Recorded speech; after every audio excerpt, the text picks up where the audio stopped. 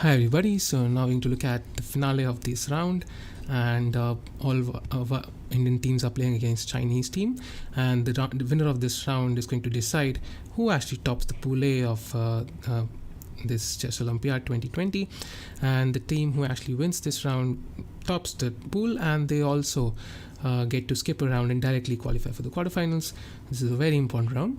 Vidit and Ding Liren have already drawn their games, and that is not a bad result for India. After all, Ding Liren is their strongest player. Now we're going to look at these games one by one. This is the game between Koneru Hampi and Hui Fan. As you can see, both sides have equal material, but somehow the black rook on d4 looks a bit active, and if anything, I can Hui Fan is slightly better here because she has this pawn on c5, which is very strong, and this is running very quickly, and even then it's kind of hard to believe that at any point she can kind of manage to win this game, but it's still on the boundary of possible. Now if we focus on the Pragnanda game, we can see that this game is much more complicated. White has this rook on g4, the queens were exchanged recently, and now probably white is going to capture on f6, and then he has the 7th rank for his rook, but black looks very solid. So white has 5 pawns, black has 6, and this is not so clear at all. This is very, very complicated, I think. If we go to the game against Wenjunju versus Harika Dronivali, this was drawn. Harika offered a draw after rook takes f5, so that already leaves the score at 1-1, and this is a rook endgame. I think both sides could have played, but I think the natural result, a draw, is fine. Next we come to Hari Krishna, and this looks like Yu Yangi is playing against Hari Krishna, and Yu Yangi is white here, and Hari Krishna is black. Now if you consider both sides, white has 5 pawns, black has 5 pawns, black has 2 knights, and white has a bishop and knight, but the bishop on a5 looks a bit stranded here. White does not want to play b5 and sacrifice this pawn unless he has to. However, the pawn on h6 is falling right now, so white's bishop is bad and out of play, but his rook is really active, so this should give him at least enough counterplay, and this looks dynamically balanced, I would say. If black could somehow manage to, let's say, use these advanced pawns on e5 and f5, then he would have some chances. Otherwise, this basically looks like a drawish position. And if we finally go to the only active gaming apart from this, this is Zhu Ziner against Divya Deshmukh. Divya is kind of in great form right now, and that's why maybe she's being given more chances. And it looks very complicated. The queens are still on board. However, this queen on h3 does not make a great impression. White has 6 pawns, black has 5. He has the 2 bishops, black, but still this is also very complicated. Black has advanced on the queen side, and this means that his king is sort of weak. If white could somehow penetrate one of its pieces, then it would be very difficult for black to handle this. So this is not looking so great for Divya Deshmukh, especially the knight on e3. I mean, what it is actually doing, but it managed to capture on g2, so in this case it is good, but this is still very complicated. And if we come to okay, so Koneru Hampi and Hui Fan also agreed a draw. Ideally, I think there was some sort of perpetual. After b6 e5, b takes c5, bishop g4, king d5. This check with bishop f3 kind of saves white here, because black has to decide with his king, and it's not so clear. So she simply decided to go back, and anyway that makes sense for China, because I think they are having better positions on some of the boards, so they kind of don't want to take any risk. And Hui Fan was black here, so she kind of agreed to a draw. So that's 1.5 as of now. Now we come to Pragnanda's game. I think this is the most complicated of all of them so far, and it's not even they don't even have queens on board. So now white has this passed h pawn, and this can be dangerous or just useless. Black's knight has an excellent square on f4, so this is very, very complicated. Ideally, I think they would like to, let's say, white would like to somehow push his h pawn as quickly as possible, because otherwise black's structure is more solid, and the king is really not doing much on g1, and black has this let's say solid pawn chain, and white has technically four pawn islands, and black has only 2. So he is definitely doing better structurally, but white has this passed h pawn, and now he has to decide what to play. He cannot come back with rook g3 because of knight e2 check. So he has to probably play rook g7 check to gain a tempo to save the h3 pawn, and then he probably will play king c8 here just to kind of save the b7 pawn, and then maybe h4 or king h2, and then this is going to be a bit complicated. If we go to the game of Yu Yangi against Hari Krishna, in this game, this looks more and more drawish now. Black does have the active rook on h4, he does have the active knight on d4, but on the other hand, with such little material left, it's not so clear at all. White can just rook a6 check, king f5, he can even just go rook a8 and have these endless checks from behind, and this should end in a draw. I think they pretty much will agree to draw pretty soon. And if you go back to the last remaining game, then Zujiner against Divya Deshmukh. Now Divya looks like she has an excellent position, and if she manages to win, then this could actually be the critical game, because all the remaining games look like drawn apart with some dynamic chances for both sides. In the Pragnanda game, I think this could end well for India. Even if they manage to beat China by half a point, that is all they need to top the group.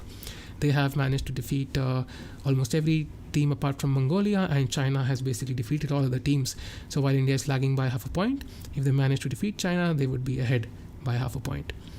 So now Black has played rook d8 in the Pragnanda game, and this kind of looks very, very risky. Now Black has to choose. Does he play rook d6 to defend the pawn on f6, or does he kind of just go gung-ho? And he has played knight g4, so he wants to capture the pawn here, and I think that is a good deal, because basically the knight had to move anyway, the h pawn had to move, but now after rook d4, I think white is losing his pawn on h4. So after rook takes something h4, king goes to g2, okay, captures. Basically he preferred to do it the other way. He first h4, king g2. I think knight f4 was also a solution here, but I think knight takes, rook f4. Now both sides have 4 pawns. White's structure is broken, he has 2 double pawns, but that is technically a passed pawn, so I think it's not a bad deal at all, especially because Black's king is cut off on c8. So I think Pragnanda is definitely not worse here. He is the only one who has winning chances in this position, and this is not so clear for Black. If we come to Yu Yangi against Hari Krishna, I think the only reason they are still playing is because both of them are not really sure which side's team will actually win on the other boards, and that's why they are still playing. But I think otherwise they would have agreed to draw in a normal position way back. Now coming to this position, this has simplified quite a bit. We'll have a look briefly. So rook takes, bishop takes, knight g3, rook takes h2. So Black basically won a pawn. But after knight e4, then at least White has activated all his pieces. Bishop takes. Maybe there was some other solution, but definitely not an active one. So now the bishop on e4 is very strong. Bishop f2, rook f1, king c7, a3, king d7, knight f5. And these opposite color bishops definitely give some drawing chances. Rook d1, rook e1. Divya, I think, preferred to exchange rooks because that gives her a safe advantage. Then she is not really under any risk of losing at all in any case. So now somehow she played around a while, I think, and she won this pawn. So now this is very, very good, I think. Yeah, she definitely has great winning chances, although the opposite color bishops again do offer some chances for for White to hold here. So okay, the Hari Krishna game was drawn as expected, and now we come to the Pragnanda game, and this does look very good for White now, because let's see how he managed to read this position. We left it here, rook f8, king a7. So Black has managed to somehow get his king out of the back rank, but it has taken a lot of time. He had to play a5, a4, and then king b8, king a7, and now White plays rook e8. So basically he exchanges these 2 pawns, but he's still left with the passed f2 pawn, and now Black is not quick enough, I think. So king b6, f4, rook d6, rook e2. Now White has already prepared rook f2, so rook f1 doesn't work for Black. and rook g1, king f4, rook f1, king g5, king c5, f6, king d4. So black is coming with his king, and he does have some counterplay, but it does indeed feel like white could win this game. Now if we come to Divya Deshmukh, black is up 2 pawns in this position. So after knight e6, we left it somewhere here, where knight d5. So she played bishop d8, the only move to protect the bishop and the f6 pawn. So knight b4 and a5, knight c2, knight a4, bishop f5 check, king d6, king e4, knight takes c3, another pawn has fallen, king d3, knight d5. I think this is completely winning now. Barring any disconnections, I think Divya should manage to win this game. So next we come to, this should be winning. Next we come to this position. I think India definitely has great chances. Now white has 2 plans. He could of course either just advance his king to g6 and g7, or he could also play something like king rook g2, rook g4 and rook f4. Now both ideas seem very tempting. Ideally I think king g6 would be the best move. If king d3, then you play rook e5, and now you're threatening something like rook f5. So it's very difficult for black here. I think this should be losing, although white has to take care, because if black manages to wipe out both these pawns on the queen side and then he sacrifices the rook for the pawn, then suddenly you never know, this a pawn alone might guarantee black a draw. But even a draw might not be enough, because I think Divya is going to win this game. Now this is opposite color bishop endgame. Let's see how we got here. So basically knight e2 check, knight d4.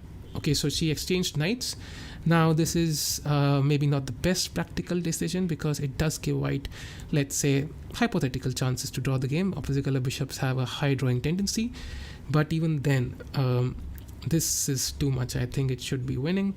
Now you have to activate your bishop. You can even go maybe b3, then bishop a5 check, or you can of course first play bishop somewhere and then think about the pawns. So after this, king g6 was played, king d3, rook g2. I think white is going for the plan to simply advance with his king and not really give the second file for black's pieces. So f7, b4, rook g. Okay, now he has played rook g5. So black has to capture on f7, because otherwise rook f5 will come next move and the pawn will queen. I think this is completely winning with rook g2 check, king b1, a3, takes, and now the king will come and simply capture the pawn on c6. The king cannot get up from the first rank, and this is completely winning for white. So now, even though black manages to queen, so in this case white just simply captures on a4. The game will go something like king c2, king takes a4, king c3, king b5, and black can basically resign. So in this game, e4 was played, so basically blocking the bishop's diagonal. Bishop h7, bishop b6, bishop g6, bishop c5. They're just moving the pieces. So black wants to push his f5 pawn. He's trying to push these 2 pawns and just keeping this pawn as an emergency backup. So I think that is a very safe strategy. f3, even sacrificing the bishop now. And I think white has resigned. Divya has won her game. Now we come to the last game, and even black has resigned here. So India has won the final round. They have won it convincingly. They have won 2 games, so that gives them a 4-2 score against a strong China team, and they have topped the group and they have qualified for the quarterfinals directly, and that is great news. And thank you for listening to us, and do take care.